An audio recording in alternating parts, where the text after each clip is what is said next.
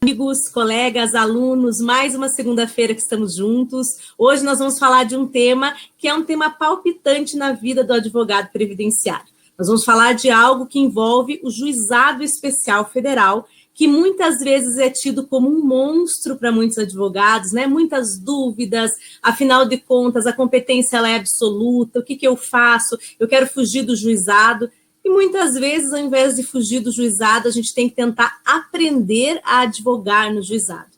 Entender como as coisas funcionam, entender o motivo das regras, entender qual é o regramento que eu tenho que conhecer para poder advogar dentro do juizado.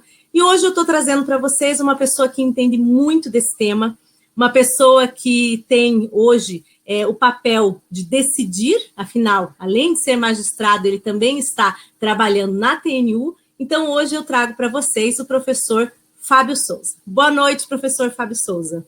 Boa noite, Ana. Tudo bem? Tudo bem. Você sabe que quando eu estava te apresentando, eu falei assim, ele tem o papel de decidir e me lembrei do seu livro, né? Porque verdade. Você tem um livro agora recente falando sobre essa situação do decidir, não tem? Tenho. É o Quem Deve Decidir, o nome do livro, né? Muito bacana. Então, eu vou aproveitar e já vou iniciar para você dar boa noite falando um pouquinho. Só uma introduçãozinha desse livro para o pessoal que está nos assistindo. É um livro que tenta abordar a questão do controle de políticas públicas. Qual é o papel do judiciário no controle de políticas públicas? E por meio do livro a gente tenta estabelecer alguns critérios, até onde deve ir o juiz, qual é o ponto que ele deve se autoconter. E é bem interessante, bem bacana. E tenho certeza que tem tudo a ver com esse momento que a gente está vivendo também, né, Fábio? Tem muito a ver, porque cada vez mais a gente vai questionando o papel do judiciário, né? A gente teve um judiciário lá atrás, bem lá atrás, que era bastante tímido, que interferia muito pouco. Depois, com a fase de amadurecimento constitucional, nós tivemos um judiciário mais atuante. E agora a gente está procurando o papel desse judiciário, né? Essa atuação, às vezes excessiva, foi muito criticada. Eu comparo no livro a um movimento pendular mesmo. A gente estava no extremo, foi no outro, e agora a gente está buscando o equilíbrio para a situação judiciária. E eu vou aproveitar essa deixa do teu livro para falar exatamente de como eu comecei a apresentação.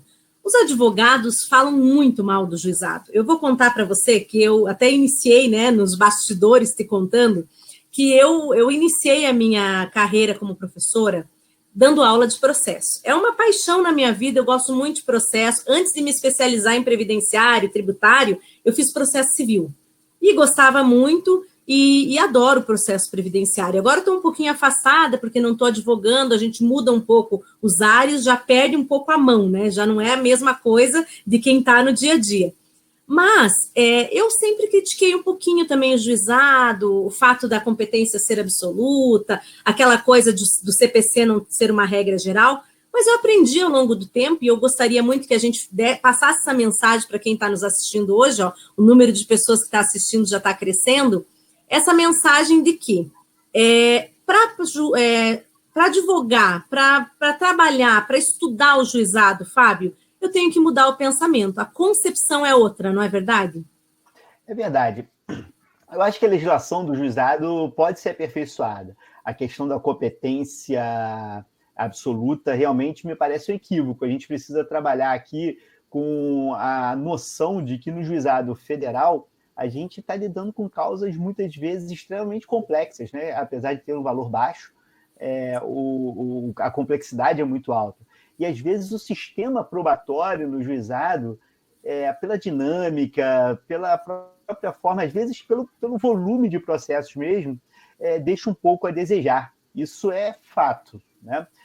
Às vezes, você tem maiores chances probatórias fora dos juizados do que neles, até por conta de recursos, por exemplo, o agravo. Então, nós temos ali um número reduzido de recursos no juizado. Mas, ao mesmo tempo, Ana, acontece um fenômeno curioso. Quem aprende a trabalhar com o juizado acaba conseguindo aproveitar as virtudes do juizado, porque não são só vícios, né? Não são só os defeitos, tem também várias virtudes. É engraçado, eu estou hoje esse semestre eu estou convocado no TRF, né? E é uma experiência curiosa porque tem o reexame necessário. No judiciário, no previdenciário é muito comum ainda sentenças ilíquidas.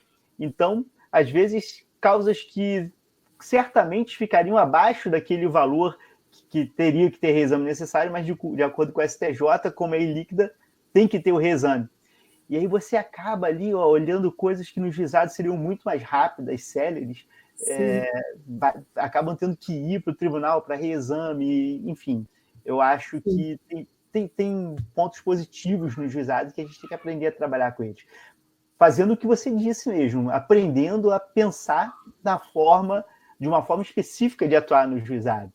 A gente talvez tenha, por exemplo, no caso de aposentadoria especial, ao invés de ficar contando com a certeza de que conseguiria uma perícia judicial para o ambiente de trabalho, de repente você já trabalha fazendo um exercício prévio, né? Tentando buscar o maior número de elementos antes de ajuizar, para poder, quando chegar no juizado, já apresentar as provas de uma outra forma. Então, sim, eu acho que isso que você falou é bem bacana, Fábio. Eu acho que é um recado muito legal para quem está assistindo, para quem vai assistir a gente depois, que o bacana do bate-papo é que, às vezes, na segunda-feira à noite, o pessoal tem compromisso.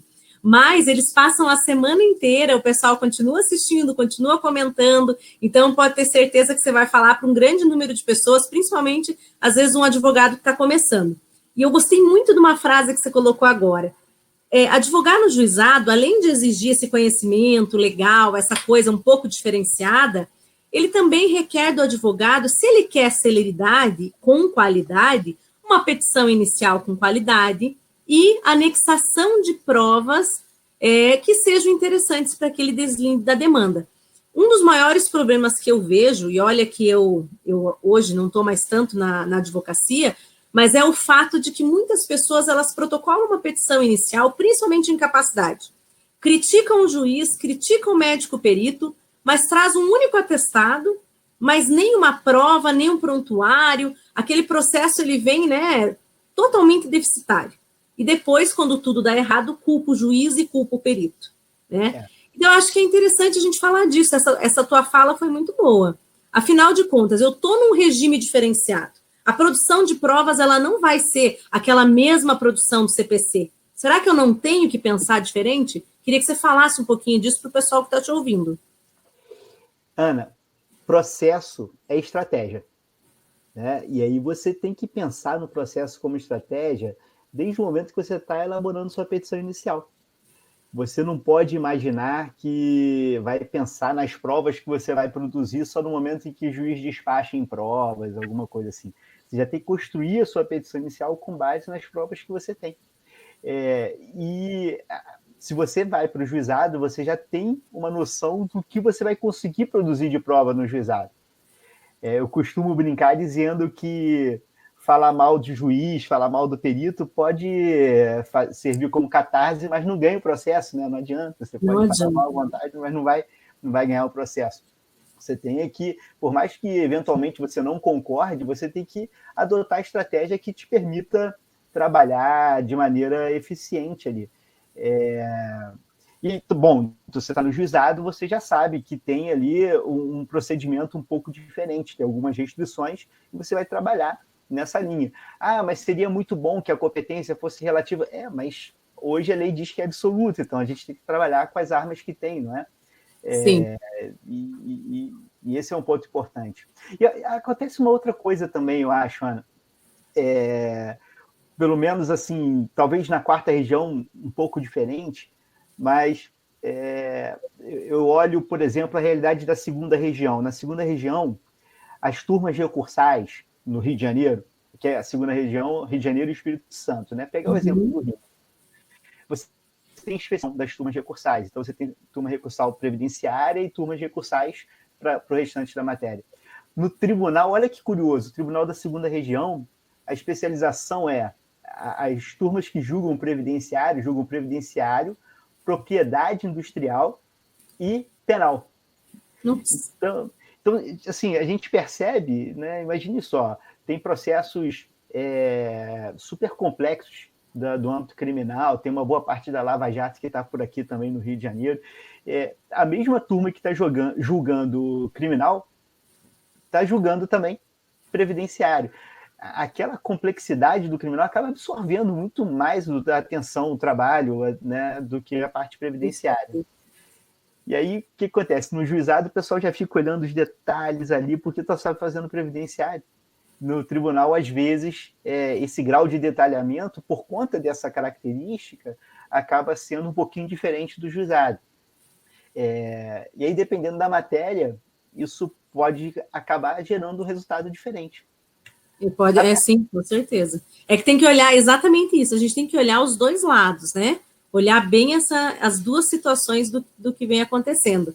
Deixa eu aproveitar, Fábio, mandar um abração aqui para o pessoal, olha, para Kelly Ferreira Leite, para Maria Helena Ubaldo, Anderson Coelho, mandando abração para a gente, a Dagmar Padoan, Pablo Moreira, a Silvânia, queridíssima, lá do interior de Minas, o Anderson, que estava aqui agora há pouco arrumando minha lâmpada, o Anderson Coelho falando super bem do seu livro aqui, já estava recomendando, o Edivaldo Gomes, a Maria Aparecida Naime, a Fernanda Cavalaro, Silas Venâncio, Gilmar Medeiros, a Vicky, consultora do IEPREV, o André Massal Kabuki, a Thaísa, que é nossa professora também da pós-graduação, fez a live comigo no mês passado, no mês não, perdão, na semana passada, ainda era esse mês. A Karina Santos, Marcelo Fontes, eu já falei, Marcos Apolinário, aqui dizendo que especial no GF é perda de tempo e de processo, depende bem a região também, né, Marcos Apolinário? Eu acho que aí a gente tem que levar em conta também um pouco o posicionamento, porque eu já vi juizado com decisões boas para aposentadoria especial. Aí a gente tem mesmo que ponderar talvez um pouco a região. A Lúcia Catarina também, o Anderson colocou aqui que bom início de estratégia é uma aquisitação de qualidade, com certeza, a aquisitação ela é importante nos benefícios por incapacidade também. O Gilmar Medeiros, a Maribel Lanes da Silva Veloze, Cláudia Mara Chiodi, Djalma, então aqui já deixando um abração para o pessoal, Beatriz Fazanaro e Marta Lúcia Guiar. Pessoal, já mandamos um beijão aqui para vocês, vamos continuar. Um abração para todos também. A minha imagem está ruim, eu vi o pessoal falando que a imagem está congelando, gente, não é do professor Fábio, é que o meu sinal de internet está ruim, que Curitiba está um temporal. Eu cheguei a colocar no último volume aqui para eu conseguir ouvir o professor Fábio, porque nós estamos com um temporal lá fora hoje terrível, bem coisa de Curitiba. Fábio, esquenta aqui um pouquinho, já dá temporal à noite. Não é como o Rio de Janeiro, que você anda maravilhoso lá em Copacabana. Aqui não temos essa chance, não. Mas aqui, quando chove, também é bem complicado. Esquentou durante o dia e inunda à noite aqui. Fábio, então, voltando ao nosso aspecto ali da questão de legislação, acho que tem um ponto que é importante falar. Uma outra crítica que se fala muito do juizado, antes da gente chegar no nosso tema, é o fato de que o juizado tem uma diminuição de recursos. Então, eu tenho uma diminuição de recursos diretos e, a partir da turma recursal, eu começo a trabalhar com a uniformização de jurisprudência, eu começo a depender de um acórdão paradigma, então eu não recorro mais pelo simples fato de ofensa à lei, como no recurso especial, e passo, então, a necessitar de um acórdão paradigma, para que não apenas eu recorro da decisão, mas eu preciso uniformizar ela dentro desse contexto, dessa nova comunidade que seria, então, essa comunidade do juizado, vamos dizer assim, só para um modo mais didático para quem está chegando aqui com a gente, às vezes, porventura, não seja previdenciarista. E dentro desse contexto de não ter o recurso especial e ter, então, as uniformizações, eu tenho uma uniformização regional, eu tenho a uniformização nacional, eu posso chegar da nacional até o STJ, a gente tem uma figura nova, que não é tão nova, mas que para muitas pessoas ainda é. E eu queria que você falasse um pouquinho dos representativos de controvérsia. Se você quiser fazer algum comentário sobre o sistema da uniformização, nós queremos muito te ouvir sobre isso. A Lei 10.259, de 2001, é a Lei dos Juizados Especiais Federais. Ela veio, em 2001, com uma novidade em relação ao sistema dos juizados estaduais, que é a ideia de que você vai ter órgãos para uniformizar a jurisprudência das turmas recursais e, consequentemente, dos juizados especiais. A ideia é que você crie ferramentas de uniformização. Então, não é simplesmente mais uma instância recursal. A ideia da turma regional de uniformização, da turma nacional de uniformização, não é mais uma instância recursal, mas sim uma instância de uniformização. É uma instância extraordinária de uniformização. Esse é um foco importante e é uma noção que é fundamental a gente ter na hora da gente aprender a lidar com os recursos nos juizados. A minha última instância de recurso estrito sensu é a turma recursal. Aliás, é a turma recursal, por exemplo, que dá a última palavra em provas. Mas pode acontecer de haver uma divergência na matéria de direito, só direito material, tá? Direito processual não. Pode haver alguma divergência de direito material na interpretação ali do direito entre aquela turma recursal e uma outra turma recursal. E aí, para isso, existem os incidentes de uniformização. É uma iniciativa muito importante por parte do legislador, de 2001, que veio evoluindo com o tempo, esse sistema recursal. Na verdade, evoluindo jurisprudencialmente, né? E eu diria até na questão da gestão também dos precedentes, ela veio evoluindo muito. Então, quando você tem, por exemplo, duas turmas da mesma região decidindo diferente, isso é aquela situação que é péssima, né? Porque é aquela coisa que o advogado tanto reclama, e com toda razão. Ajuizou a ação para um cliente, ganhou, ajuizou para outro cliente a mesma situação e perdeu. Para tentar evitar esse tipo de situação, você tenta uniformizar. É claro que a matéria probatória, a matéria de fato, ela pode conduzir a resultados diferentes. Mas a ideia é que você consiga uniformizar as teses jurídicas. Esse é o ponto fundamental. Então, é a uniformização de teses jurídicas. No âmbito da mesma região, para a turma regional de uniformização.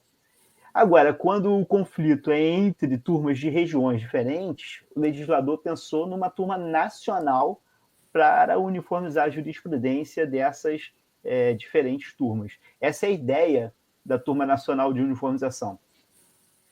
E aí, o que acontece? Num primeiro momento, até porque era tudo extremamente novo, né?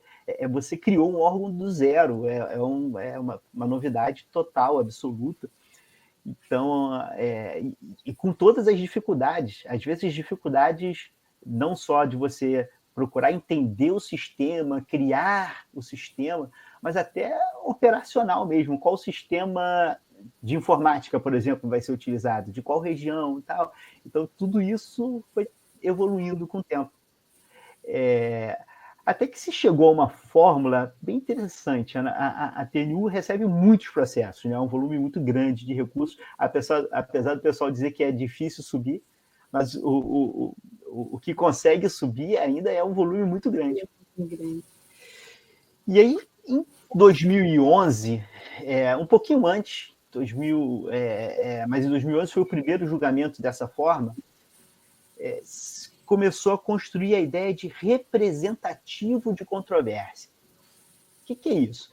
Na verdade, todo incidente de uniformização lá para a TNU busca uniformizar a jurisprudência dessas turmas recursais. Tá? Porém, se chegou à conclusão que o ideal seria pegar um recurso representativo de controvérsia, né? Para que ele fosse julgado, você suspende os demais, e aí, com o resultado daquele, você vai resolver todas as outras situações. O primeiro representativo foi em 2011, e aí, claro, isso estava na TNU, mas passou a ser uma tendência do processo civil, né, como um todo. Os recursos repetitivos, os recursos extraordinários com repercussão geral. Então, um pouco nessa mesma linha, você acaba adotando os representativos de controvérsia, em que você escolhe um caso que vai servir como o leading case, que vai acabar chegando a uma solução que vai ser aplicada a todos os outros que tratam da mesma matéria, né? Pra você ter ideia, o primeiro representativo de controvérsia da TNU foi julgado em 2011. 2011. Então, é recente, né, essa sistemática. Embora até a gente possa dizer que para quem está no dia a dia não seja tão recente, ainda no começo ele não saiu assim de uma vez, né? Não foi uma coisa que explodiu.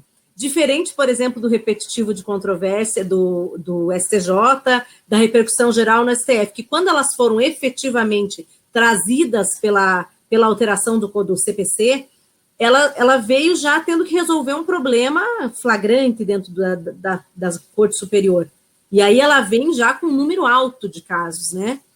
A gente vê, e aí você me corrija se eu estiver errada, no juizado isso aconteceu de um modo um pouco mais lento. É certo dizer isso? É certo, sim, Ana. Talvez uma das explicações é porque isso, na verdade, se encontra no regimento interno, não está... essa ideia de representativo dessa forma, você extrai da interpretação da Lei 10.259, mas a sistemática mesmo consta do regimento interno da TNU. Regimento que, aliás, foi aprovado um novo agora, né? No dia 10 de outubro saiu o regimento novo da TNU, então o pessoal que advoga aí nos juizados tem que dar uma olhada no regimento, porque houve algumas mudanças importantes. Ficou muito bom o novo regimento, assim, muito claro, ficou bem interessante. E deixa eu aproveitar, então, e já dizer o seguinte, então, dessa nossa conversa, a gente já tirou aqui várias lições, né? A primeira lição que você comentou foi o seguinte, olha, vamos fazer a petição inicial já trazendo as provas, sendo conhecedores das deficiências do sistema do juizado, produz a sua petição inicial preparado para trazer já, no início do processo, uma estratégia de batalha, vamos dizer assim, né? Foi mais ou menos o que você falou. Sim. Fora isso, você falou, olha, conheça as realidades do juizado. Não adianta só criticar, já que eu não posso mudar, a lei não se muda, né? Só da nossa vontade, a gente precisa também conhecer a legislação e trabalhar com o que tem de bom e o que tem de ruim. No mínimo, conhecer o que tem de ruim, né, Fábio? Porque eu tenho que conhecer os problemas que eu vou enfrentar para poder lidar melhor com eles. E a terceira que você falou aqui é conheça o regimento interno. Não adianta conhecer o CPC, ser um excelente processualista e desconhecer as regras próprias, que são do juizado, e dentre elas, aí a gente podia até listar algumas, né, Fábio? Tem que conhecer questão de ordem. Tem muita gente que nem sabe que as questões de ordem existem. Verdade. Bom, o novo regimento vai facilitar muito. Por quê? O que são as questões de ordem? Você tem ali entendimentos da TNU sobre alguns requisitos mesmo dos recursos, né? Alguns requisitos de admissibilidade, o que pode, o que não pode, quais são as consequências ali. Então, todas elas eram tratadas em questões de ordem. O novo regimento, de uma maneira bastante didática, traz para o texto regimental o que antes estava nas questões de ordem. Então, isso facilita muito. Então, várias questões de ordem foram incorporadas ao texto do atual regimento, esse que saiu dia 10 agora de outubro. Então, isso facilita demais. Olhando o regimento, você já vai saber ali os requisitos que são necessários para a interposição, o que é caso de inadmissibilidade, o que é caso de não conhecimento, tudo isso já vem colocado. Quais são os recursos, né? Se o recurso não for admitido, se o pedido de uniformização não for admitido, qual é o recurso cabível, tudo isso já consta no regimento de uma maneira bastante didática agora. Tá? E essa questão é uma questão bem discutida, né? Porque as pessoas tinham muita dúvida. A inadmissão do presidente da turma recursal cabia um recurso. Quando a inadmissão é do presidente da TNU, cabia outro. Quando era da TRU, cabia outro, né? Aí chegava no relator, era inadmitido no relator. Então, acho que isso vai ser bem bacana. Fábio, deixa eu aproveitar e fazer uma pergunta para você também, que também sou curiosa, né? Eu também tenho que fazer perguntas. Esse tempo todo que você está na TNU, já está fechando um ano agora, né? E aí, conta para a gente aqui, eu e os meus seguidores aqui, Nós gostamos de saber também como é que tem sido, você tem aproveitado, você continua no Rio, mas daí viaja para... Ou as sessões, elas são virtuais, eu estou meio por fora, eu quero saber das novidades. Bom, vamos lá. Primeiro, posso dar só mais uma dica antes de falar disso? Sem dúvida. Fique à vontade. Não, porque a gente está falando dos PUs e uma coisa interessante, porque como a gente insistiu, não é só mais uma instância recursal, mas sim uma instância de uniformização. Uma dica que eu dou, até porque facilita muito o trabalho da gente lá na TNU, é que no pedido, o seu pedido no incidente de uniformização deve ser para fixação de uma tese. Não é simplesmente para reformar e conceder o benefício para fulano, não. Na verdade, para que seja aprovada a tese tal. Então, requer, seja aqui a procedência, né, seja conhecido e provido o pedido, fixando a tese tal. E aí você coloca a tese que você quer. Esse é o ponto importante, facilita muito. Se você coloca isso na sua petição e, na verdade, constrói o seu raciocínio em cima disso, a sua chance de estar construindo um recurso que realmente atende os requisitos é muito maior, porque você não está pensando simplesmente no recurso para resolver o seu caso, mas você já está pensando na função do incidente, que é o de uniformizar uma tese. Então, essa é uma coisa interessante. Ana, acho que é excelente, né? Sem contar que, já que você tocou nesse ponto, você pode até dar uma dica aqui para o pessoal que está assistindo, é o seguinte, iniciar essa construção também, porque as pessoas elas não conseguem entender o que é o cotejamento analítico. Existe muita dúvida. Eu vou te falar que lá no CARF, a gente tem esse problema também. Hoje, a Câmara Superior do CARF, o que mais barra recurso é a questão do conhecimento. Ele virou um grande filtro, na verdade, né? Porque a Câmara Superior lá do CARF, ela tem um funcionamento muito semelhante ao da TNU. Quando ela foi construída, já foi com essa ideia, justamente, de fazer esse trabalho. E a ideia do cotejamento analítico, que os advogados não conseguem compreender, eu vou falar aqui, mas eu queria que você desse esse ponto, é eles entenderem o seguinte, se nós estamos falando de um sistema de uniformização, eu tenho que mostrar não que o meu caso é idêntico, mas que, para o meu caso, a similitude fática leva a demonstrar uma real divergência. Porque o que as pessoas não conseguem entender é que elas precisam comprovar a divergência. E eu acho que o que elas entendem é que elas têm que comprovar que a tese que elas querem do paradigma se aplica ao caso delas, e não é isso, né, Fábio? Claro, aquele caso pode ser aplicado ao meu, mas o parâmetro principal é demonstrar a divergência jurisprudencial para um entendimento de casos semelhantes. Queria que você falasse um pouquinho, porque eu acho que isso é tão importante para o advogado. Se eles conseguissem entender essa questão, não teria essa reclamação que você citou agora há pouco, o meu recurso não sobe, porque eles colocam muita energia no mérito e quase energia nenhuma na demonstração da divergência. Isso de fato, mas eu acho que é exatamente por enxergar ali apenas mais um recurso e não um incidente de uniformização. Com certeza, né?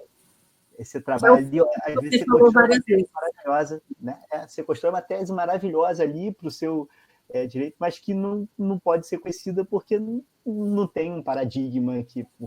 Então, a ideia é que você consiga mostrar que você está trazendo um caso que guarda similitude com o seu caso. O seu paradigma guarda similitude com o seu caso, ainda que não seja idêntico, mas que ele guarda similitude. Esse é um ponto importante. E tem até um padrãozinho, né, que as pessoas fazem. Não precisa ser assim, mas é muito comum que se faça.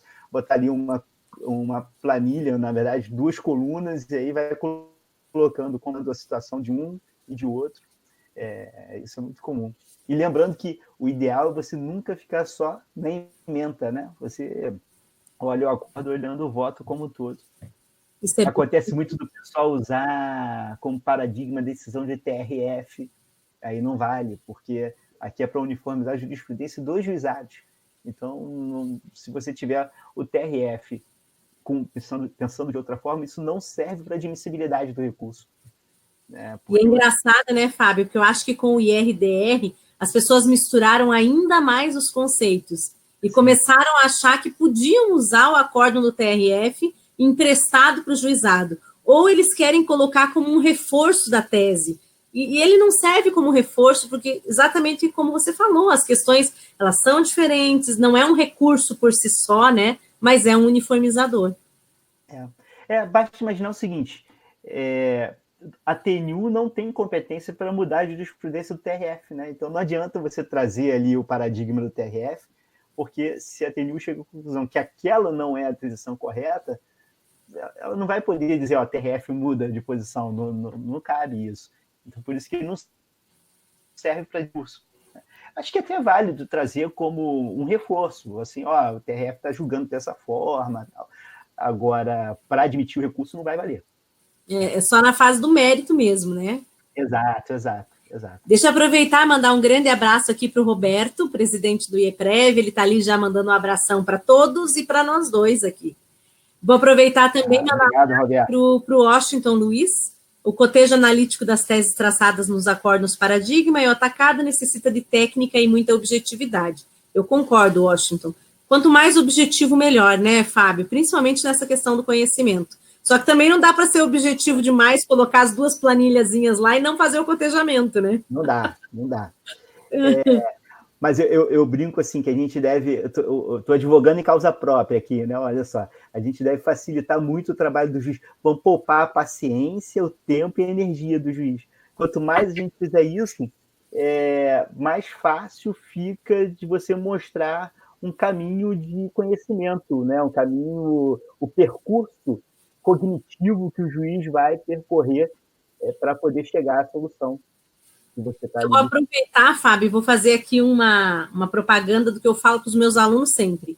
É o dito do ponto controvertido, né? Encontrou o ponto controvertido, por favor, no recurso, não precisa repetir a petição inicial inteira, não precisa atravancar a vida do juiz com um recurso de 40 páginas. Eu sempre falo, a partir da sentença, você tem o ponto controvertido totalmente delineado. Então, pega o ponto controvertido e faz do teu recurso a discussão do ponto controvertido. E as pessoas muitas vezes acham que repetir tudo é importante, e essa não é uma boa advocacia, porque você prejudica todos. E acaba prejudicando até mesmo o seu cliente e a si mesmo. Porque repetir a petição inicial no recurso, eu acho que é a pior das técnicas existentes. Por isso que a objetividade, como disse o Washington, mas principalmente demonstra o ponto controvertido, não adianta fugir dele. Eu falo sempre isso para o aluno, fugir do ponto controvertido, você está com medo daquele problema, não vai resolver. É melhor você demonstrar que você sabe que o problema é exatamente aquela questão, aquele recolhimento em atraso no período em que você não era obrigatório, é você enfrentar o problema e tentar trazer as provas para se livrar, né, daquele empecilho que está trazendo ali. Mas, Fábio, a gente ainda não chegou no ponto principal, então eu queria que você falasse, então, agora. Você contou do representativo de controvérsia, hoje eu estou gaguejando.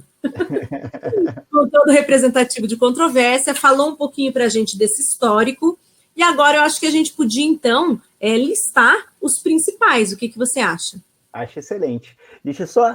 Acho excelente. Eu vou só... Porque você me fez uma pergunta antes que eu não respondi. Vou só voltar. A gente não fica só com a TNU, não. Né? Os juízes que integram a TNU, eles ficam lá sem prejuízo da sua jurisdição. Então, a gente acumula. Seria muito bom se a gente ficasse só com a TNU, assim, mas não.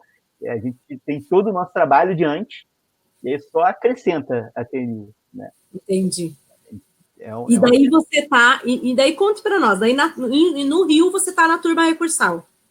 No Rio eu estou na turma recursal. Esse semestre eu estou até convocado no TRF, mas a minha lotação é na turma recursal.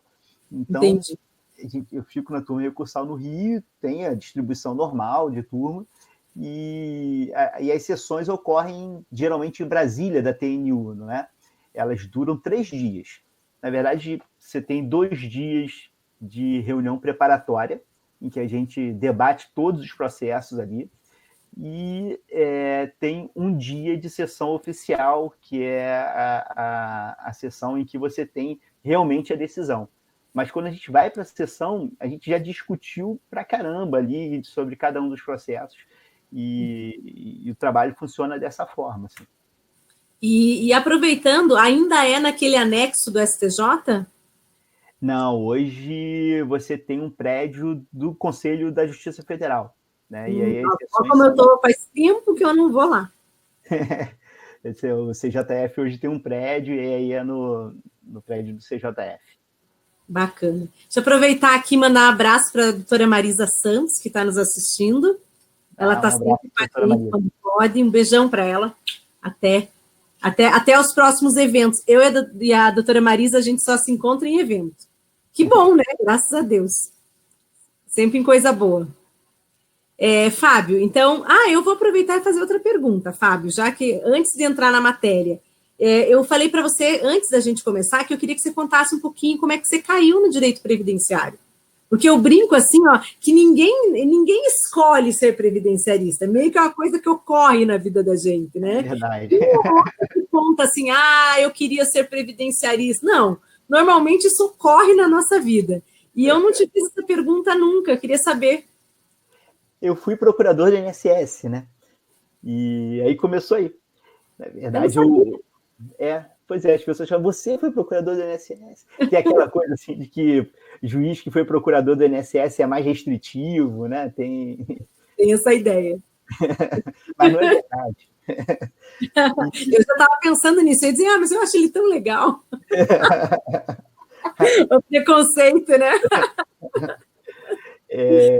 Mas eu fui procurador do INSS e durante um curto período, assim, mas nesse curto período que eu fui procurador, começaram a me chamar para dar aula de previdência. Assim, não tinha ninguém, vai Fábio mesmo, né? Então comecei a dar aula e me apaixonei pelo negócio. Assim, isso já tem, nossa, bastante tempo atrás. E desde então, eu não fiquei, eu estou na justiça desde 2004 e nunca fiquei fora da competência previdenciária. Desde 2004 eu tenho competência previdenciária. Às vezes junto com outro, né, e às vezes exclusiva. Então, isso é bacana, né? Porque daí você pode aproveitar bastante do teu conhecimento prévio. Eu digo que a gente tem um laboratório. Não acredito que o doutor Fábio foi procurador do INSS. Um abração para a Marli, querida, nossa coordenadora do IEPREV. A Valéria Fundão, também do Espírito Santo, mandando boa noite. A Viviane Gamarano, porque senão eu esqueço o pessoal aqui, depois eles ficam bravos comigo. E o André Ricardo Siqueira, nosso coordenador também. Fábio, mas então, e aí como é que é a tua ligação com o IDS? A gente conhece você do IDS, sempre ouve falar IDS, apesar de que você já tinha uma carreira bem consolidada antes do IDS. Já era professor, já era palestrante, mas aí vem o Instituto e você começou a se dedicar para ele. Conta para nós um pouquinho. O IDS nasce de um sonho, né, na verdade. Eu imaginei um espaço que a gente pudesse discutir previdência, começando no Rio de Janeiro. E na época nem tinha ensino à distância, não era uma coisa que... Né, e a gente juntou um grupo e começou a discutir, estudar previdência, logo surgiu uma pós-graduação, e aí veio o IDS, né, que eu fiquei com a missão de coordenar academicamente o Instituto, e hoje a gente já está aí desde 2010, 2011, atuando aí no IDS, América Latina, que tem... a gente trabalha ali assim como o IEPREV, né, um instituto voltado para estudar a previdência, para estudar os direitos sociais e preocupado com o desenvolvimento desses direitos sociais. É um pouco essa linha do IDS. Sim. Muito bacana. E esse ano teve congresso, né, Fábio? Foi agora, mês passado. Nossa, que legal o congresso. Eu fiquei super feliz. Aliás, o congresso do IEPREV também foi super bacana. Parabéns, Ana, pela organização lá. Obrigada. Que legal, você, o Roberto. Foi fantástico. Nós já estamos, olha, só para contar para o pessoal que a gente já fez as primeiras 2 reuniões do Congresso esse ano, do ano que vem, e em novembro eu já estou lá para fechar assim, a programação e fechar a parte que mais dá trabalho, né, Fábio? O pessoal que não tem ideia. O que dá mais trabalho é a questão logística, né? E fechar o lugar, escolher os detalhes, isso aí dá um trabalhão. Então, semana que vem eu já estou lá também semana que vem, não, mês que vem, para fazer essa terceira reunião, que já é uma reunião assim mais avançada, porque ali a gente já fecha contrato, já escolhe algumas coisas e aí não é fácil. Mas o teu congresso também foi um sucesso, Fábio, que eu soube. O doutor Roberto esteve lá, né, fazendo, como é que se diz assim, prestigiando o evento de vocês, a gente ficou muito feliz. O Roberto esteve lá, fez uma palestra muito bacana sobre planejamento previdenciário em tempos de crise, em tempos de reforma, foi muito bacana. A gente foi um ambiente gostoso, legal, assim, entre amigos. Acho que o bacana do congresso é isso, né? Além de aprender muito, a gente convive em reencontros amigos, isso é muito legal. Mas foi interessante. A gente também já está trabalhando para o congresso do ano que vem e, felizmente, eu não cuido de nada dessa parte. Estou preocupado com a parte acadêmica, porque tem um pessoal muito competente lá do IDS para fazer isso tudo, e eu falo, eu não consigo, porque eu não tenho competência nenhuma nessa área, né? Aliás, assim, eu sou uma pessoa bagunceira, sabe? Você me mata, então, me mata. Você sabe que o pessoal, eu tenho uma fama meio ruim que me antecede. O pessoal fala que eu sou meio assim, como é que fala, assim, meio ditadora, mas não é verdade, não. Eu só sou meio organizada. Os ditadores geralmente negam. Agora, o bom é que a minha equipe é organizada também. Eu não tenho, assim, problema com organização. Graças a Deus, né? Todos da equipe são disciplinados, organizados. João Vitor é, às vezes, mais organizado do que eu. Eu tenho que falar, nossa, tudo planilhado, tudo anotado. Porque, assim, evento grande, Fábio, não tem como, né? Você vai fazer evento... A gente, ano passado, fez evento para 1.200 pessoas. Aí, um evento com 1.200 pessoas, com 3 coffee breaks à tarde, 3 pela manhã, né? 3 dias de coffee de manhã, 3 dias à tarde, mais aquele coquetel à noite que a gente inventou de fazer. Foi quase uma festa de casamento, foi uma loucura aquilo. Eu só arrumo loucura para minha cabeça. Mas valeu muito a pena, ainda bem que o Roberto topa essas nossas loucuras, né? E ele gosta também, ele adora, então deu tudo certo. E eu acho bacana porque a gente confraterniza com o pessoal, as pessoas saem felizes, é muito legal. Esse ano eu ia no teu evento, eu até já me desculpo, mas eu não pude ir, porque o Anderson teve um problema de saúde agora no finalzinho de agosto, que pegou nós de surpresa, ficou internado no hospital, mas tinha que fazer uma cirurgia de emergência, no fim não precisou fazer, mas foi uma loucura. E acabou dando, assim, uma desestruturada na nossa rotina. Mas eu ia acompanhar o Roberto. A gente gosta muito de ir nos eventos. Eu adoro curtir os eventos dos outros, Fábio. Porque é tão gostoso você ir no evento e aproveitar, né? Porque no da gente, a gente acaba não consegue aproveitar. Está muito envolvido. Mas ano que vem, com certeza, estarei lá. Eu vou sim. Eu gosto muito. Bem, passando essa parte leve, light, que nós falamos um pouco da vida, né? Eu queria, então, falar um pouquinho agora dos temas. Quero que você... Eu sei que você separou aí alguns temas que você quer falar para o pessoal. E agora o pessoal está livre para, primeiro, compartilhar com os amigos, colegas e grupos, porque agora o professor Fábio vai tratar dos temas. Então, este é o momento, tá? Compartilhe com o colega, tem o convidar amigo para assistir a live, mandem os convites aí. E agora o professor Fábio vai falar desses temas. Fábio, quando a gente estava conversando um pouquinho, eu sempre falo para o pessoal que a gente não combina roteiro. Mas, normalmente, quando a gente inicia a transmissão, a gente mais ou menos fala, olha, o que você quer contar um pouquinho para a gente? A gente fez uma listinha aqui de alguns temas que você achou que seriam importantes. E acho que a gente podia começar falando do ruído, pode ser? Pode ser. Perfeito. Vou passar a palavra para você. O pessoal que gosta de bater na TNU já fica feliz, assim.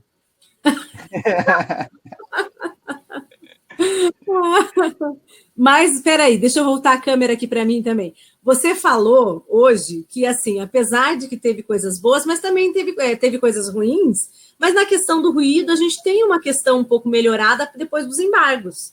É verdade. Então, nem tudo é ruim. Eu acho que a gente tem que aprender a ver os pontos positivos também. Eu penso assim como você. Então, eu vou te passar para você contar para o pessoal como era e como ficou. Vou contar, Ana. Até porque a minha relação com esse caso do ruído é bastante engraçada, até. Porque quando eu entrei na TNU no lugar de um outro juiz daqui da segunda região, que também se chama Fábio, né?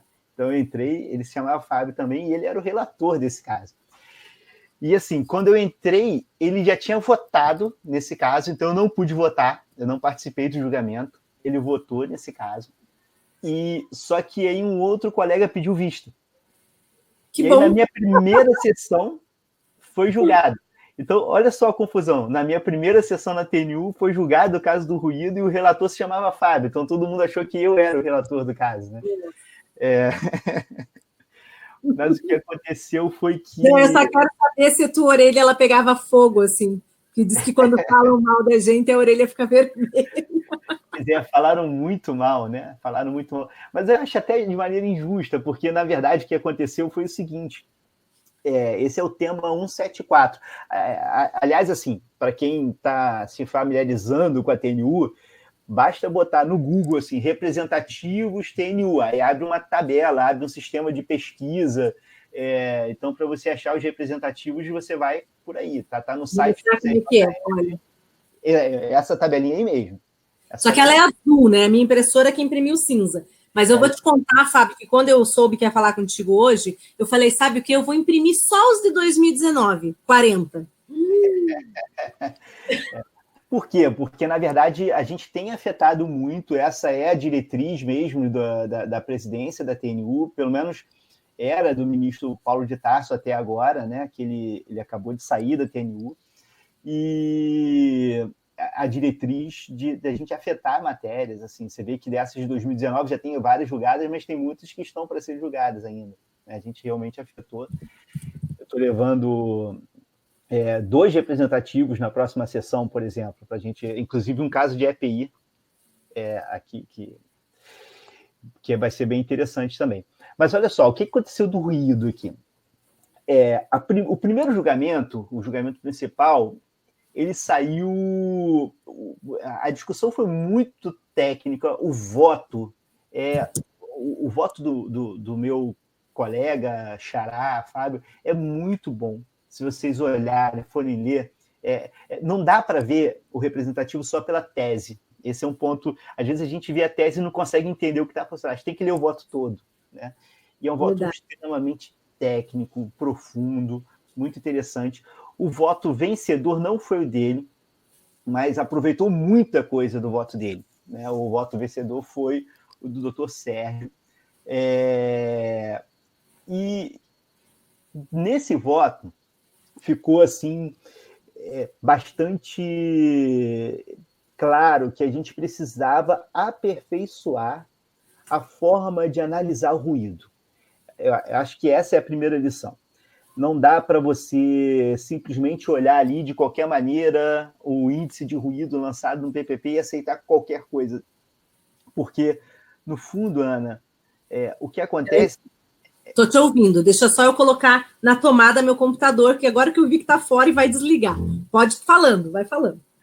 Porque, no fundo, o que acontece é que a gente tem, dependendo da técnica de medição do ruído, a gente tem resultados muito diferentes, né? Tinha gente, por exemplo, que não fazia diferença se você estava falando de ruído contínuo ou de ruído pontual. Tinha pessoas que não faziam diferença se você estava usando decibelímetro ou não. Então, várias questões que influenciam muito no resultado final dessa medição, que vai muito além de você simplesmente olhar 85 decibéis. Você tem que ver como aqueles 85 decibéis chegaram ali, né? E esse foi o esforço do voto. Mas, realmente, o primeiro julgamento saiu com uma tese que ficou um resultado bem complicado, assim, porque a tese do primeiro julgamento disse que seria obrigatório usar a NHO 01 da Fundação. Isso é complicado dessa forma porque você tem muitas empresas usando a NR15 ao invés da NHO01. Tá? E o próprio Conselho de Recursos do Seguro Social, da Previdência Social, traz o entendimento administrativo de que você poderia usar uma técnica ou outra. Uhum.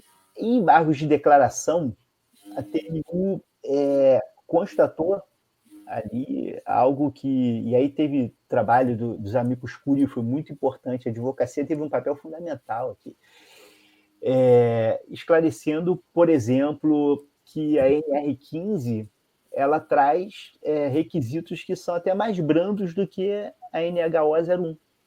Então, se entende que, no fundo, havia uma omissão. Se você aceita a NHO01, você deve aceitar também a NR15. Então, o resultado aqui é que ficou a tese, né, falando o seguinte, que a partir de 19 de novembro de 2003, que foi quando mudou a legislação, para aferição do ruído, você pode usar tanto a NHO01 quanto a NR15. Tá? E isso tem que estar constando ali no PPP. Se não tiver, e esse aí o cuidado que a gente tem que ter, né? Como é que você vai aplicar essa tese? Se isso não estiver constando no PPP, a tese continua dizendo o seguinte, eu vou até usar as palavras da tese. Em caso de omissão ou dúvida quanto à indicação da metodologia aplicada, o PPP não deve ser admitido como prova da especialidade, devendo ser apresentado o LTCAT. Então, não quer dizer que se não tiver no PPP, a pessoa já perdeu o processo. É porque se não tiver no PPP, eu preciso investigar como é que aquele índice de ruído chegou ali. E eu vou fazer isso por LTCAT, ou até, eventualmente, de algum outro elemento probatório. Mas é só para deixar claro que assim, não dá para simplesmente a indicação no PPP sem qualquer referencial se transformar numa prova absoluta. Isso que a TNU disse que não dá. Se estiver dizendo que foi NHO01 ou NR15, ok, beleza, o PPP é suficiente. Se não tiver, eu tenho que ir além, eu tenho que buscar saber da onde que vem aquele índice de ruído que está ali. Foi essa a história do ruído, né? Que deu tanto ruído. Deu tanto bafafá. Mas, na verdade, Fábio, eu até entendo os dois lados, né? Eu entendo o lado de quem julga, obviamente, porque a gente tem que colocar limites, né? Só que eu acho que a gente vem, o que acontece com a questão do especial é que a gente vem de um conjunto de injustiças. Porque a gente tem um período, primeiro aquela história de que bastava a profissão. Então, a gente tinha um tipo de enquadramento.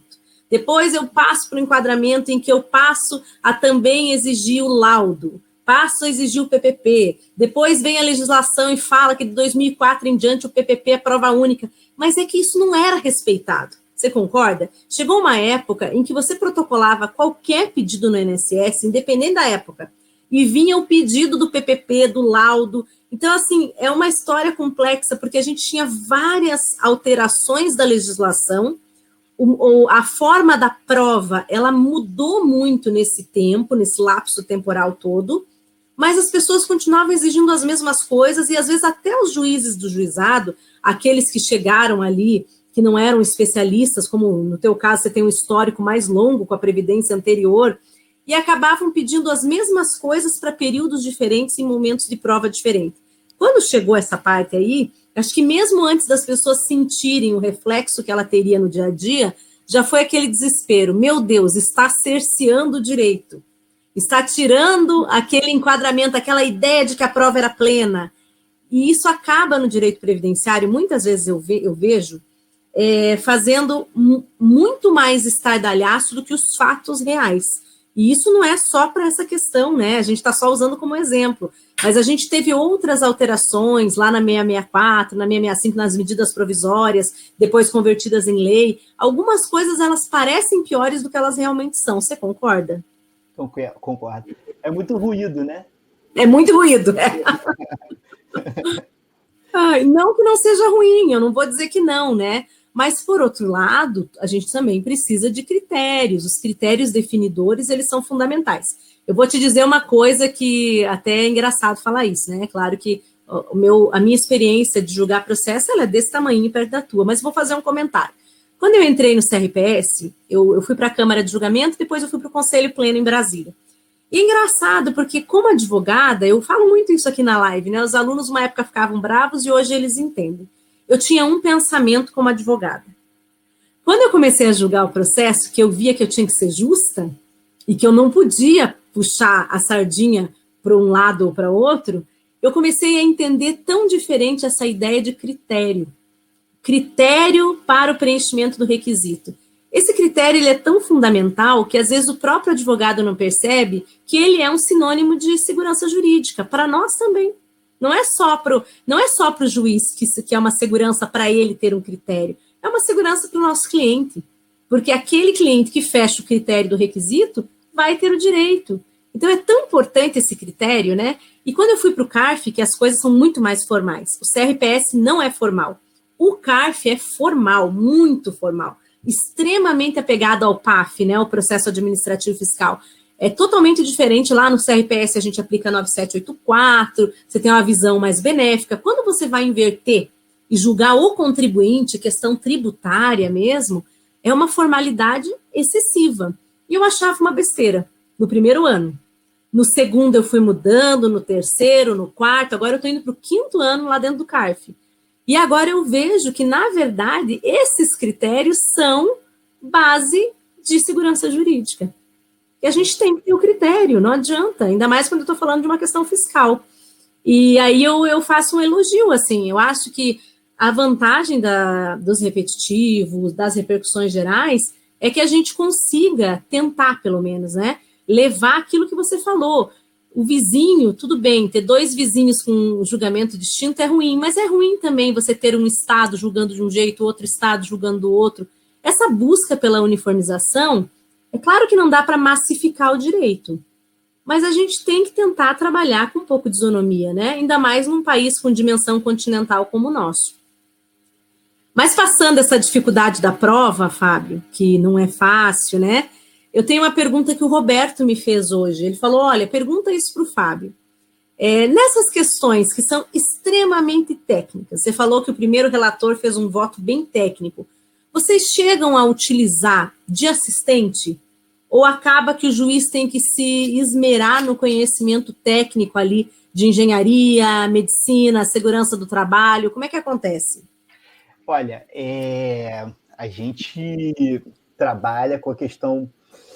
A gente não teve um caso do assistente técnico ali na TNU, não. Mas olha que caso interessante, que a gente ainda não julgou. Então, vou te falar só do procedimento, tá? Eu sou relator de um caso sobre aposentadoria especial também, que traz o questionamento o que o juiz deve observar no PPP sobre a eficácia do EPI. Então, olha só. Então, o que o juiz deve analisar para saber se o EPI é eficaz ou não? Isso é extremamente técnico, né? Então, Sim. é um tema que está... Então, o que eu fiz? A gente abriu, sempre é um representativo, então sempre abre para amicus curiae. O IBDP está atuando como amicus curiae ali, e aí ele trouxe um laudo técnico bastante fundamentado. E, além disso, eu pedi para intimar uma associação chamada Associação Brasileira de Higiene Ocupacional.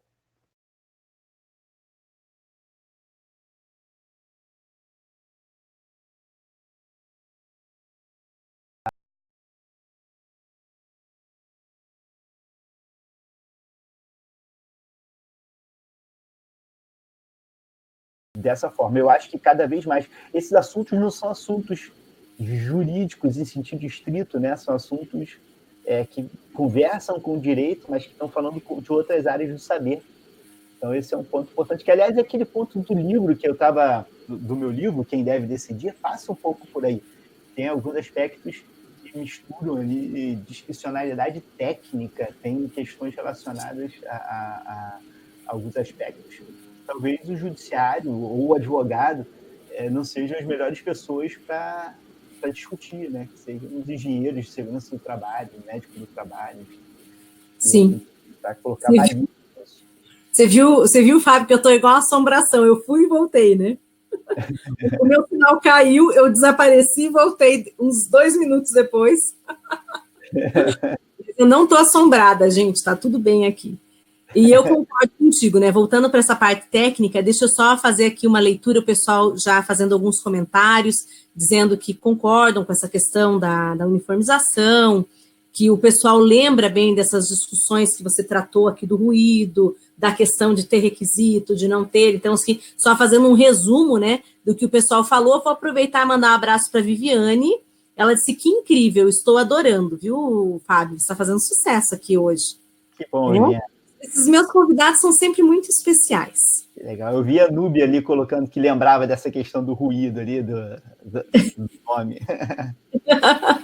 E a Francis Souza, ela falou que contou na aula da pós esse caso. Você dá aula para lá também, né, Fábio? Sim. Essa aula foi em Belém, né? Belém, isso aí. A Francis é nossa aluna lá, e você deu aula no IMADEC do Ivan? Foi, exatamente. Eu sou fã do Ivan. Eu dou aula para ele um tempo também, eu adoro. O Ivan é muito, muito querido. E aqui ela está mandando abraço para a gente. A Alessandra Oliveira Minaré, que é professora do Militar, colocando o Dr. Fábio top. Dupla show, um abraço para a Thaís aqui também. Ó, muitos comentários legais. O Anderson Coelho falando o quanto foi bacana o congresso do IDS.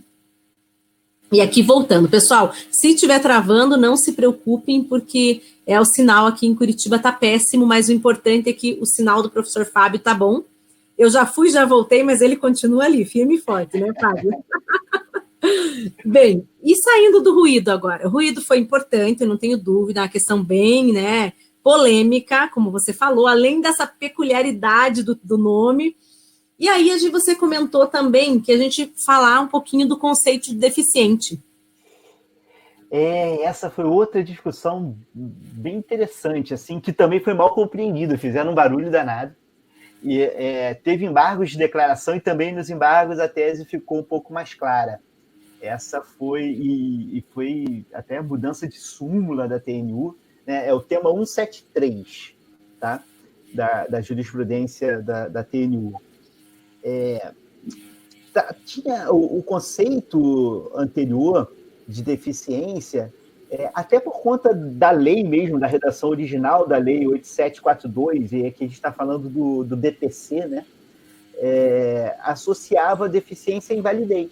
A redação original da lei falava que era deficiente a pessoa que não tinha condição de trabalhar ou exercer os atos da vida cotidiana. Ou seja, era um conceito antigo de deficiência, né, que associava a ideia de invalidez. E a jurisprudência ficou repetindo isso ainda, inclusive a TNU dizendo que a invalidez poderia ser temporária e daria direito ao BPC. E aí veio a lei, mudou o conceito de deficiência, até por conta da Convenção de Nova York, o conceito de deficiência deixa de ser reconhecida como invalidez, passa a ser um impedimento de longo prazo, de natureza física, mental, intelectual, sensorial, que é associado a barreiras coloca a pessoa numa situação de desigualdade de oportunidade. Isso é muito legal, porque assim, a deficiência, o foco central dela não é a impossibilidade de trabalhar, mas é a desigualdade de chances, desigualdade de oportunidades de participar de maneira plena e efetiva da vida social. Esse é o foco central da deficiência. Perfeito. Acho que foi bem bacana esse conceito até que você trouxe, porque quem não está familiarizado com a discussão conseguiu entender bem o ponto alto aí dessa discussão de dizer se essa incapacidade ela é igual à deficiência ou não. Exato. E aí, daí tem algumas consequências, né? Por isso, e eu acho que o judiciário falha nisso. Nesse caso, eu tenho a convicção que a análise da deficiência pelo INSS é melhor do que pelo judiciário, tá? porque o judiciário ainda lida com a deficiência como invalidez. Tanto é que, geralmente, você vai ter a perícia médica para saber se a pessoa tem deficiência ou não. Enquanto você não pode ter só a perícia médica, tem que ser uma perícia que, no mínimo, integrada por um médico e por um assistente social. Sim. O que acontece é que médico vê se tem deficiência e assistente social vê se tem miserabilidade. Enquanto o assistente social tinha que ver, além da miserabilidade, se a pessoa tem deficiência também. Tem que ser análise conjugada, médica. Eu concordo contigo. Eu fui num evento de assistentes sociais, uma época, do INSS, quando estava no CRPS ainda. E achei muito bacana a chefe da assistência social falando exatamente sobre isso. Ela falou que as pessoas, quando os advogados descobrissem o quanto a perícia ela era mais biopsicossocial, né, um biopsicossocial real dentro da agência, que tudo era uma questão também de saber conversar, de levar o caso, de pedir a visita, né? Porque, na verdade, isso que você falou é muito claro. Existe eu não sei se o termo, eu não quero usar um termo ruim, mas, assim, dentro do judiciário há uma desimportância para a figura da assistente social, né? Infelizmente. Eu noto, assim, que não se dá ao assistente social ou não se tem essa figura do assistente social como deveria. Aqui, eu vou te dar uma experiência aqui da nossa região, de Curitiba. Uma época você conseguia fazer o pedido, né, para a perícia com assistente social, a perícia local. Uhum. Hoje, a gente já verifica que essa visita social, ela nem sempre é do assistente. Muitas vezes é do oficial, né? Do oficial. Então, você acaba tendo uma pessoa que não tem a capacidade de fazer análise daquela localidade ou daquela situação em si familiar, né? Isso é muito diferente. Aliás, o advogado tem que estar atento a isso, porque a função do oficial, num caso como esse, é simplesmente servir como o olho do juiz, só descrever. Já a função do assistente social é fazer um parecer. Sim. Né? É muito diferente. Então, ele vai lá, ele vai ver, mas ele também vai... Ele é o profissional apto a identificar ali as necessidades sociais, né? E a Thaís fez um comentário ali, Fábio, que eu ia fazer, inclusive, também. Engraçado, porque, assim, não é uma crítica aos juízes, mas um ponto de reflexão. Eu vejo que o juiz, ele não contraria o médico, mas eu vejo que o juiz contraria assistente social com facilidade. Que é aquela coisa assim, aquilo ali que ela viu, eu também entendo diferente. Tipo, isso aí, para mim, não é miserabilidade. Isso traz às vezes, uma certa insegurança para os administrados, né? Porque o juiz não contraria o médico, porque a figura do médico, a figura da especialidade médica é tida como algo de não conhecimento geral, algo específico de quem cursou medicina. O da assistente social há um certo, assim, sei lá, um certo desmerecimento da figura do assistente. Isso aí que ela está dizendo, eu também digo. Como se aqueles anos de faculdade dela não fossem fundamentais para elaborar aquele parecer. Eu acho, Ana, dois aspectos importantes. Eu acho que o judiciário tem um déficit na hora de defesa dos direitos da pessoa com deficiência. Então, isso é claro. Você vai ver que em vários outros setores, em várias outras minorias, o judiciário tem um papel de protagonismo. Na pessoa com deficiência, não. É o legislador que tem. Você não tem o judiciário, aliás, é o contrário, o judiciário sem conseguir entender a mensagem do legislador. Então, esse é um ponto importante, assim. E o segundo é que, de fato, talvez você tenha também uma má compreensão da função do serviço social, né, do assistente social. Você tem uma má compreensão ali da função dessa profissão. E você tem toda a razão. Às vezes você olha, né, a foto é uma coisa perigosíssima, porque você olha ali pela foto e fala, uma pessoa que está nessa casa aqui não pode precisar de BPC, né? E às vezes não sabe a história por trás da pessoa que está morando naquela casa. Às vezes está sem ter o que comer, é uma casa emprestada, enfim. Eu tive um cliente uma vez, sabe, que me marcou muito, sabe? Que teve a casa que pegou fogo e a igreja, não lembro nem a religião, mas a igreja lá na época fez uma união ali de pessoas e construíram a casa para essa família. E essa casa estava tão novinha, mas eles não tinham nada, não tinham nem o que comer, exatamente isso. E era uma casa que veio de uma ação social. E aí eu pergunto, e os móveis eram novos, os eletrodomésticos todos, em razão dessa ação social. E aí eu pergunto, essa pessoa ela deixou de ser merecedora porque uma parcela da população ofereceu a mão quando a casa pegou fogo? Então, esses quesitos muito específicos é difícil de lidar mesmo, né? É difícil, difícil. E aí o que acontece? A TNU quis deixar claro que deficiência não é invalidez, né? Porque o entendimento anterior simplesmente falava que a invalidez temporária dá direito ao BPC, preenche os requisitos do BPC. E a gente falou, olha, na verdade, invalidez é uma coisa, deficiência é outra, então não necessariamente você precisa estar inválido para ter direito ao BPC. Uma pessoa com deficiência e que não esteja inválida, se ela for miserável, ela tem direito ao BPC também. Sim, até uma criança, né? Porque daí é bacana voltar àquela ideia de que quando eu penso em invalidez e em deficiência, eu tenho conceitos diferentes, e a caracterização da deficiência não necessariamente é alguém incapaz para trabalhar, né?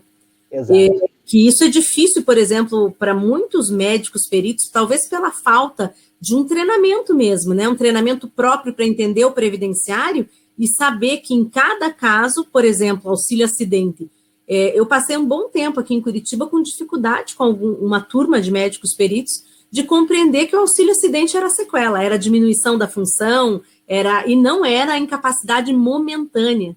Então, assim, são coisas que talvez a gente dependesse mesmo de um cursinho preparatório, né? Uns 2 meses ali de um curso, de uma aula, que o doutor Savares fez uma grande diferença aqui em Curitiba, quando ele implantou, não digo um curso, mas ele começou a trazer essa ideia para as reuniões com os médicos peritos do que eram esses conceitos previdenciários. Hoje tem um esforço muito grande nesse sentido, né? Você tem curso no âmbito do CNJ, você tem cursos de peritos. Aqui na segunda região, por exemplo, tem um curso de perito muito bom dos peritos judiciais. Só não pode ser obrigatório ainda, porque no Brasil nada é fácil, né? Porque, assim, os peritos ficaram um tempão sem receber. E aí você começa a colocar vários obstáculos para eles também atuarem. Então, é uma coisa... Tem vários problemas conectados uns aos outros. Assim. Sim. Por falar em problemas conectados, esse tema 173, além de estabelecer isso, ele tem um outro aspecto que é restritivo. Aí sim, aí esse pessoal chiou bastante. Assim, porque a lei coloca, regulamentando o conceito de deficiência, né, e principalmente em longo prazo, a lei coloca que longo prazo é aquele que tem duração mínima de 2 anos. E aí, o caso que chegou lá para a gente foi o seguinte, a turma recursal considerou que você tinha que ter 2 anos de impedimento contados daquele momento em que ela foi constatada. Então, você fez a perícia, dali para frente tinha que ter pelo menos 2 anos, que era a tese do INSS. Tá? Uhum.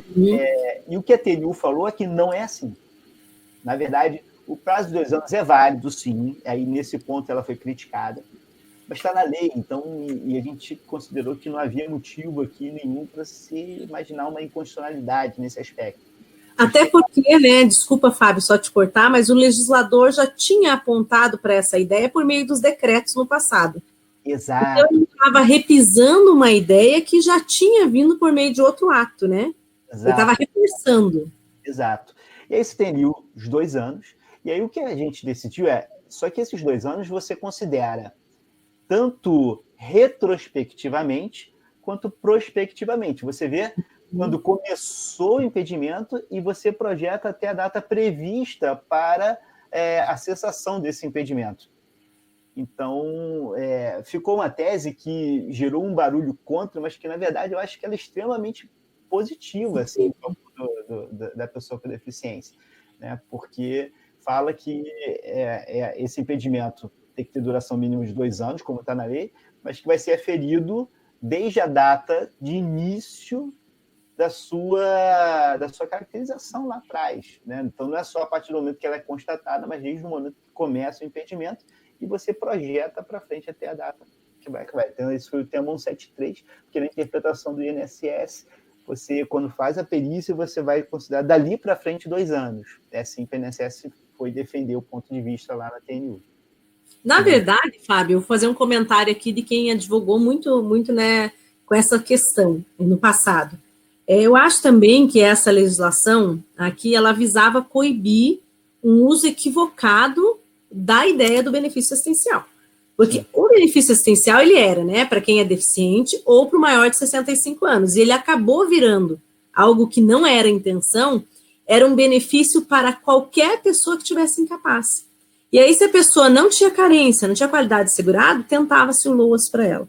Isso abarrotava o INSS, abarrotava o Poder Judiciário, e a gente tinha o que eu acho um equívoco, e aqui os advogados não adianta me crucificarem, porque eu tenho que falar, chegou o equívoco da gente ter benefício assistencial concedido para pessoas de 30 anos que ficavam doentes 8 meses fazendo um tratamento de depressão. Um tratamento um pouco mais longo, tudo bem, até se eu tiver uma pessoa com um caso de depressão refratária, aguda, 5 anos no internamento, eu vou entender. Agora, isso virar uma muleta para quem está 2 meses, 3 meses, aí a gente começou a ter LOAS, benefício assistencial, de 2, 3 meses, 4, 5 meses, e aí eu acho que isso fugiu completamente da intenção do legislador quando criou o benefício assistencial. Então, por mais que foi uma coisa que as pessoas entenderam como negativo, mas eu acho que foi um freio para o mau uso do que a legislação, da intenção da legislação. Então, eu sou a favor. Oi? Não é um substitutivo do auxílio-doença. Não é, exatamente. E quando as pessoas, às vezes, defendem, aí eu falo que quando a gente é advogado, a gente não pode se apaixonar pelas causas e esquecer a razoabilidade daquilo. Até porque o nosso papel, e aí eu falo muito nosso papel, embora eu não advogue mais, mas o papel do advogado em si, ele tem que defender as coisas que também levem à sustentabilidade do sistema, à sustentabilidade das decisões. Então, não adianta lutar por algo, me apaixonar por causas que resolvem o problema momentâneo do cliente e prejudicar o sistema como um todo. Então, essa questão do benefício assistencial, eu concordo, porque acho que precisava de um freio. Mas essa situação que você colocou foi muito boa. Me preocuparia se eu tivesse que provar daqui para frente, né?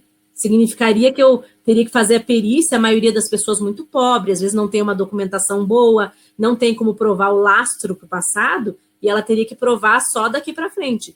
Mas eu acho que essa alteração, ela teve pontos bem positivos, que você citou e explicou bem, de uma forma bem didática. Olha que coisa boa, Ana. Ainda sobre o BPC, tem outro tema, o tema 187, olha como é importante conhecer os representativos, né? O tema 187, ele fala o seguinte, houve uma alteração no decreto do BPC em novembro de 2016. 8.808? O 8.805, quase. 8.805. 8.805, 16. Aí ele estabelece o seguinte, que você vai analisar primeiro se a pessoa tem a miserabilidade. Se a pessoa tiver a miserabilidade, depois que você avalia se tem a deficiência. Uhum. Então, olha só que interessante, a TNU decidiu o seguinte, para requerimentos administrativos formulados a partir de 7 de novembro de 2016, em que o indeferimento do BPC pelo INSS ocorreu em virtude do não reconhecimento da deficiência, é desnecessária a produção em juízo da prova da miserabilidade, salvo nos casos de impugnação específica do INSS, né, ou se for mais de 2 anos. Então, olha só que coisa, se você conhece isso, você já pode, o benefício foi negado por conta do não reconhecimento da deficiência. E aí você vai lá, prova a deficiência e corre o risco de perder na prova da miserabilidade. Você pode, eu não preciso aqui, porque se o INSS analisou a deficiência, é porque ele já está reconhecendo a miséria. Então, esse é o sentido aqui do tema 87. É aquela questão de buscar o ponto controvertido. Sim. Aqui o INSS assume que existe a miserabilidade, mas negou porque não reconheceu a deficiência. Então, não tem, incontroversa a questão da miséria aqui, né? Excelente, vou usar esse teu exemplo. Eu dou aula de benefício assistencial para o Ivan, acho que no Maranhão, e Belém não. Belém eu dou prescrição e decadência. Mas acho que no Maranhão, que eu dou sempre a aula de benefício assistencial, vou citar seu exemplo. Gostei muito da tua explicação. Excelente. Viu? Eu sou a pessoa que mais aprende nessas lives, gente. Eu sou a pessoa que mais aproveita. Bem, vamos lá. E daí você citou esse da deficiência, citou o do ruído, anotei aqui, e também você disse que ia comentar a questão do EPI para o contribuinte individual. Essa eu estava tentando passar para ninguém, porque essa é para o pessoal falar mal, assim, sabe? Não vai poder passar batido. Vamos lá. Vamos falar mal da TNU agora, nós aqui. Pessoal, nos comentários aí, vamos ver o que ele vai contar, a gente já pode reclamar. Eu sou super a favor desse tema, não acho que esteja errado, não. Mas o pessoal não gostou muito, não. Porque olha só o que acontece. O contribuinte individual, administrativamente, não é reconhecido como um destinatário da aposentadoria especial, né? Então, apenas judicialmente. Então, o judiciário, a própria TNU tem súmula reconhecendo o direito à aposentadoria especial do contribuinte individual, caso ele comprove que tenha trabalhado em condições especiais. E aí, o que aconteceu é que o INSS veio com recurso dizendo o seguinte: tá bom, vocês consideram que o contribuinte individual tem direito à aposentadoria especial. Porém, o STF diz que se tiver EPI eficaz, não tem direito à aposentadoria especial. Agora, no caso do contribuinte individual, fica muito fácil ele dizer que não tem EPI eficaz. Se ele deliberadamente deixa de usar o EPI eficaz, isso não pode servir como condição para a concessão da aposentadoria especial. Ele não pode ter direito à aposentadoria especial se ele deliberadamente deixou de usar o EPI.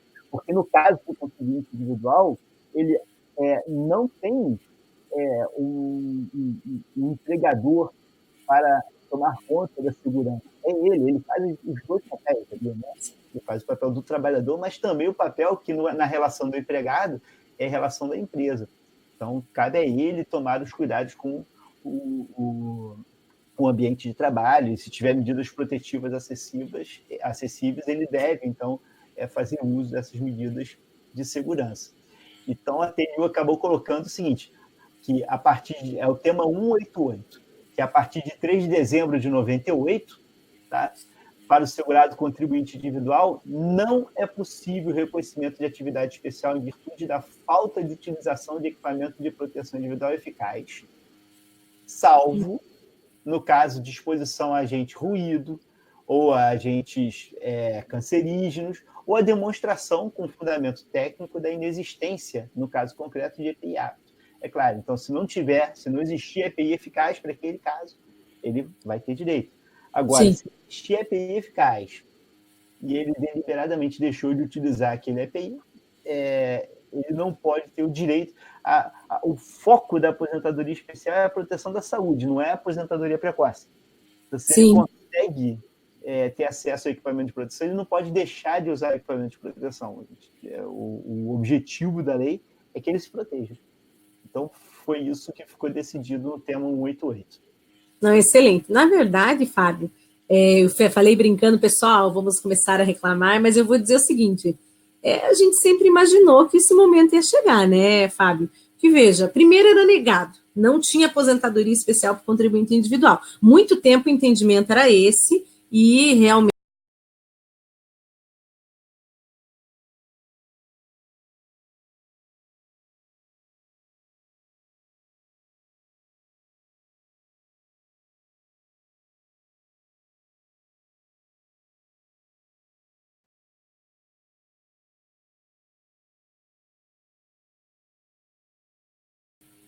a gente tem aqui o caso dessa... Oi, Ana? Voltei.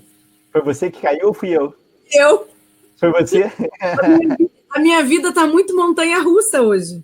É uma coisa a outra. Apareceu a jurisprudência da TNU. Não, eu estava falando o seguinte, você estava falando, quer continuar ou posso comentar? Não, pode comentar. Não, eu estava falando que muito tempo perdia, né?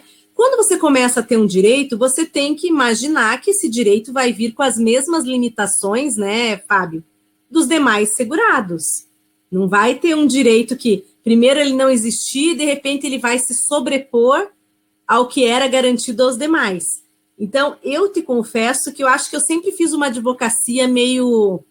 Eu acho que sempre pensando nessas questões, sabe? Eu vou te falar que eu sempre preparei os meus clientes para essas questões. Olha, é meio óbvio, né? Que se antes nem sequer era dado direito, a hora que ele for dado, vai ser exigido questões como são para o empregado e para os demais, né? O trabalhador avulso, essas situações. E aí, eu não tive tanta surpresa, isso que eu queria te contar. Eu falei brincando, pessoal, já podem começar a reclamar, mas lá no escritório, a Gisele também é muito pé no chão, a minha sócia. A Gisele sempre foi, ela vem de consultoria, então trabalhou a vida inteira com consultoria IOB, Cenofisco, então sempre de uma consultoria muito assim, pé no chão. E acho que a gente sempre pensou um pouco assim. Então eu vou te dizer que eu acho certo até. Ah, que bom. O pessoal está me ouvindo aí, está pronto para me criticar, mas eu acho que tem que comprovar mesmo. Então, e o nosso último tema... Opa, desculpa, pode falar. Não, senão a proteção acaba sendo maior do que a do empregado, que aí gera uma incoerência, né? Sim. Incoerência. E acho que a gente tem que coibir as incoerências mesmo. A ideia é manter uma certa regularidade na concessão também da proteção social.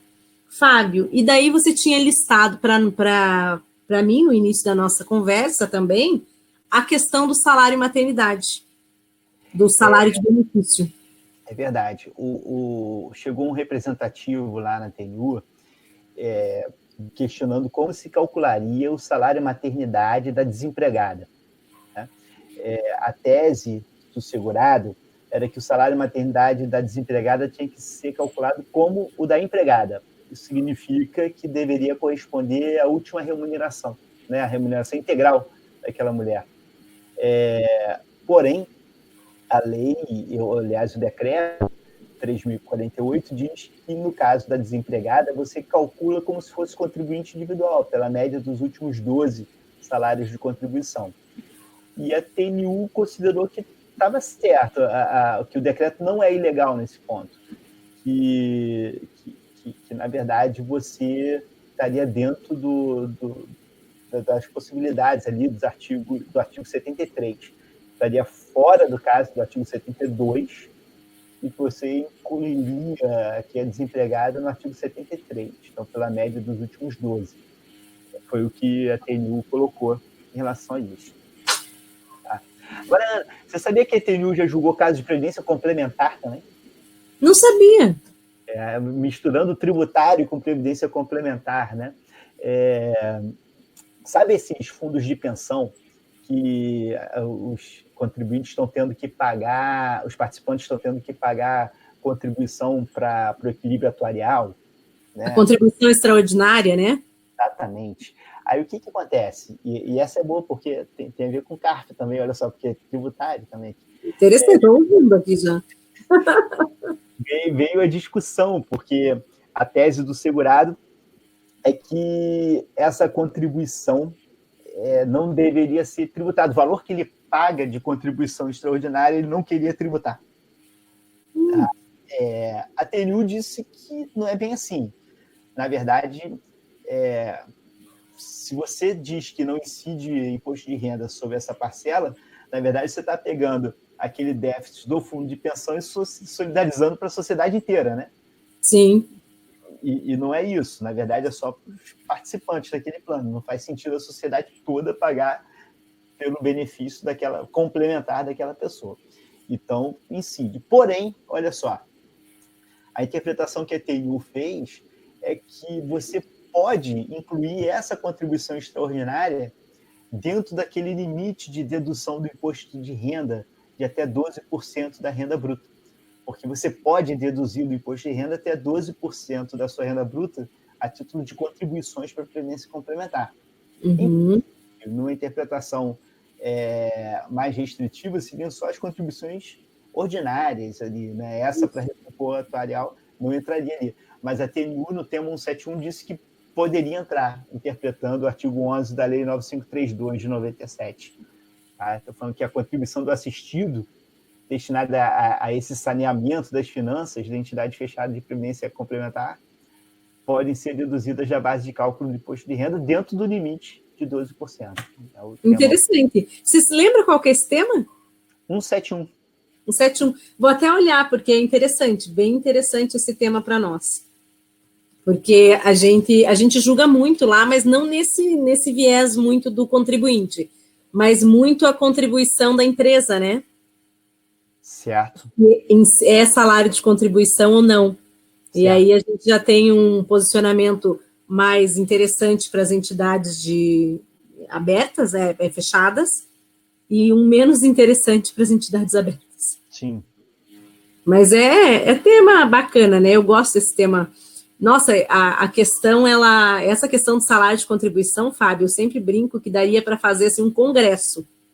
É verdade. Porque são tantas verbas e a discussão ela é tão rica, né? Que antes discutia-se só a questão de indenizatório e remuneratório, depois passou para um critério de destinação e substituição de salário, e hoje ele já está num critério que o STJ entende de habitualidade, que o STF entendeu de habitualidade, que meio que deu uma sacudida naquilo que a gente entendia como salário de contribuição. Então, é bem interessante também. Fábio, mais algum tema aí que você está com o computador aberto e mais algum tema para citar para o pessoal antes da gente encerrar? Acho que os principais a gente abordou. Eu acho que a gente já viu os principais.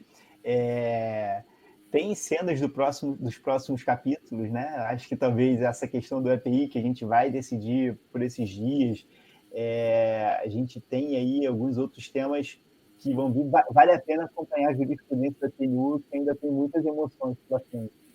Com certeza. Bem, então eu vou agradecer a tua presença. Eu vou aproveitar e agradecer a presença de todos que estiveram conosco até agora. Deu uma travadinha ali de novo, eu sei que hoje a transmissão não esteve das melhores, mas amanhã, quem não conseguiu assistir hoje direito, não tem problema. Amanhã o Facebook regulariza a transmissão, ela fica ótima. É que hoje realmente o meu sinal não está muito bom. Vou aproveitar e convidá-los, né, quem está nos assistindo aqui, ou quem porventura vocês conheçam que está querendo fazer pós-graduação, nós ainda estamos com as matrículas abertas até o dia 15 de dezembro, é possível entrar na turma de 2019. Depois de 15 de dezembro, tem que esperar a abertura da próxima turma. Além disso, convidá-los para o nosso evento em São Paulo. Fábio, teremos um evento em São Paulo com a OAB São Paulo. É um evento muito bacana com o Dr. Sodero. O Dr. Sodero está sendo co-realizador, ou seja, a Comissão de Direito Previdenciário de São Paulo é co-realizadora. Falo Dr. Sodero porque ele é o presidente da comissão e nos ajudou aí na parte científica, a fazer os ajustes com a OAB também, mas estão todos convidados aí, nosso último evento do IEPREV desse ano, estão todos convidados a estar lá conosco. Fico feliz que vários amigos meus estão indo aí, Gustavo está mandando o pessoal de Goiânia, as minhas amigas aqui de Curitiba estão indo, a Thaís, a Marinês, o pessoal vem se movimentando de outras regiões do país para ir nesse nosso evento, que era um evento regional, mas eu fico muito feliz que se torne um evento, embora pequeno, um evento que congregue pessoas de todos os cantos do Brasil. Fábio, vou passar a palavra para você se despedir. Tá bom. Posso fazer um convite também, Ana? Sempre. Olha só, é porque eu, o Daniel Machado da Rocha e o João Batista Lázari, nós vamos oferecer um curso sobre os impactos da reforma da Previdência. Agora, dia 5 e 26. E é legal porque, assim, no dia, a previsão é que ela seja votada no dia 22, né? Então, na sexta, dia 25, e no sábado, dia 26, nós estaremos falando sobre esses impactos da reforma da Previdência. Então, vai ser no IDS, vai ser online ou presencial, e aí também quem tiver interesse pode buscar lá no site do IDS, né, que é ids.latina.com.br. E vai ser um curso, assim, fresquíssimo, né? Super. Legal. Super atual. Esse vai ter online também, Fábio? Vai ter online também. Legal. Também, excelente. Tá? Professor Lázaro é nosso coordenador no IEPREV. Nossa, eu acho que é um dos coordenadores mais, assim, eu acho que é o coordenador que iniciou, assim, junto com o Roberto, a pós-graduação, um dos primeiros coordenadores que o IEPREV teve. Então, o Lázaro está com a gente aí uma longa estrada. Isso. E aí tá sempre, e a gente está sempre nessa parceria, né? Acho que isso é legal no previdenciário, né? Que a gente fica amigo e a gente faz projetos comuns. Então, com certeza. E o Roberto gosta muito de vocês, gosta muito do IDS. Ele voltou do congresso super animado, falou: Ana, a gente tem que lembrar de chamar o Fábio na live. Eu falei para ele: pode deixar, para já. Já marquei aqui, já chamei. Se quiser, também fica o convite para seguir nas redes sociais, né? Eu estou como prof.Fábio Souza. Tá? Eu sigo você no Instagram. Então vamos lá. E queria agradecer muito o seu convite, foi muito bacana, foi muito legal. O tempo passou rápido, né? Aqui, olha só, já tem aqui. Quanto tempo? 40? 1h40 já. E foi muito legal, muito bom. Falar de previdência é bom, conversar com você melhor ainda. Então, muito bacana. Obrigado. Obrigada, Fábio. Eu que agradeço teu tempo, tua disponibilidade, a simpatia também, e todo esse carinho que você teve com a gente de aqui gastar. Eu brinco que é gastar, mas é porque é 1h40. Eu sei que o pessoal trabalha o dia inteiro, às vezes à noite é o tempo que tem para ficar com a família, mas eu tenho certeza que, olha, vai ser muito útil esses seus ensinamentos, tanto para mim como para o pessoal que nos segue. E depois esse vídeo ele fica armazenado lá no bate-papo no canal do IEPREV do YouTube e no meu canal. Então, sempre o pessoal vai tendo acesso, vai comentando. Então, é uma forma da gente disseminar também esses conhecimentos todos. Eu quero te agradecer em meu nome, em nome do Roberto, em nome do IEPREV, e quero te desejar um trajeto muito bacana dentro da TNU, e você já tem, né, uma história, mas que a tua jornada seja uma jornada, assim, que te traga mais alegrias do que problemas, porque hoje em dia no trabalho, às vezes a gente tem tantas dificuldades, tantos problemas para enfrentar, mas eu te desejo que você consiga com muita luz sempre e que essa jornada ela seja assim o mais leve possível, que isso acho que já é um presente divino para a gente, que a nossa jornada seja leve. Obrigado, Ana. Também desejo para você também. Você sabe que você é aquela pessoa que a gente conversa e a gente se sente bem conversando com você, né? Então, que bom. Muito bom. Eu que agradeço. Então é isso. Então um beijo para todo mundo que ficou aqui com a gente, um especial para o Dr. Fábio, e nós nos vemos em breve aí nos nossos eventos, na pós-graduação. Em breve, Fábio, a gente se encontra. Beijo grande para todos, até a próxima segunda-feira. Fábio, espera aí que eu já me despeço de você. Deixa eu mandar um abração pro pessoal. Então, até segunda-feira que vem.